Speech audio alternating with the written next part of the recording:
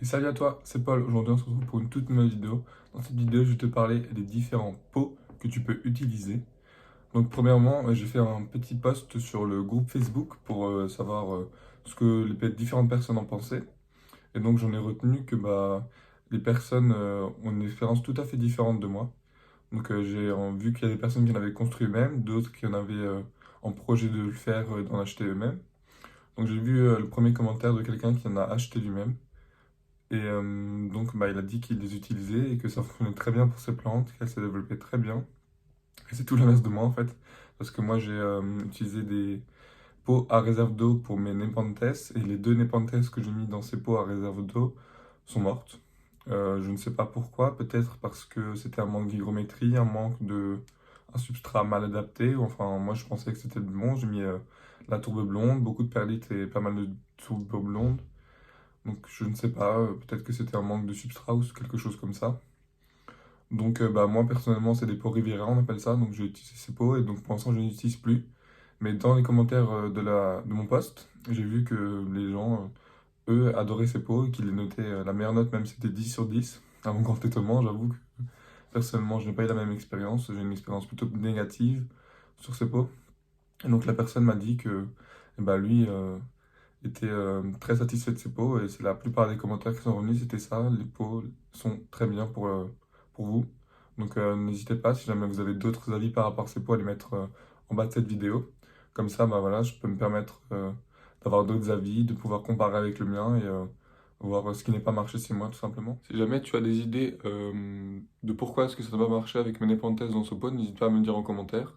Ça pourrait m'aider et puis donner des conseils. Ou si jamais tu as une expérience à me partager, n'hésite pas à me la donner aussi. Qu'elle soit positive ou négative, moi ça m'intéresse. Donc maintenant, on va parler des différents pots que tu peux utiliser. Parce que les amateurs et les collectionneurs n'utilisent pas les mêmes pots. Donc moi, en tant qu'amateur, j'utilise des gros pots, comme je vous l'ai montré dans mes précédentes vidéos. Donc des gros pots volumineux, donc plusieurs litres. Mais si tu commences à avoir une petite collection sympathique, si tu commences à vouloir devenir collectionneur plus qu'amateur, la meilleure solution est d'utiliser des pots d'1 litre, des pots de 0,5 litres, des pots de 1 litre et demi, pourquoi pas, jusqu'au pot de 2 litres. Et donc c'est des pots en général ronds ou carrés, donc c'est en général les mêmes dimensions. C'est en général des pots que tu achètes en grande quantité parce que tu en as besoin forcément puisque tu es collectionneur. Donc je te conseille en tant que collectionneur d'acheter des petits pots carrés ou des petits pots ronds. Et si tu es un amateur, tu peux te permettre d'avoir des grands pots ronds, des grands pots carrés, enfin ça c'est comme tu veux. Mais tu peux également fabriquer des tourbières toi-même. Donc voilà, tu peux fabriquer une petite tourbière en bois que tu peux fabriquer toi-même. Bien évidemment, il faut qu'elle soit étanche. Donc tu peux construire ça avec des palettes et une bâche étanche que tu trouves dans un magasin de bricolage, dans un magasin quelconque. Je pense qu'on trouve ça partout. Mais tu peux également faire un trou chez toi. Tu peux faire un trou dans ton jardin si tes parents sont d'accord, si tu es mineur. Et si jamais tu habites chez toi, tu peux faire un trou chez toi, une espèce de tourbière dans ton jardin. Donc voilà, tu peux creuser un trou, mettre une bâche, mettre de la tourbe, mettre tes différentes plantes. Bon, il faut se renseigner avant de faire ça, hein. C'est pas quelque chose qu'on fait comme ça, sans réfléchir, mais avec un peu de réflexion et un peu de travail dessus, tu peux tout à fait faire ça. Et donc moi je trouve que c'est une bonne idée de faire une tourbière chez soi comme ça, c'est beaucoup plus joli, ça fait un parterre de plantes carnivores, moi je trouve ça vachement joli. Si jamais ça vous intéresse, Enzo m'a dit qu'il ferait une vidéo sur ça dans les prochaines semaines, voire mois à venir. Donc n'hésitez pas à aller suivre sa chaîne, enfin n'hésitez pas à aller bien observer les vidéos qu'il va faire parce que elles vont être sûrement vachement intéressantes. Et donc voilà, donc si comme dit, pour les collectionneurs, petits pots ronds carrés.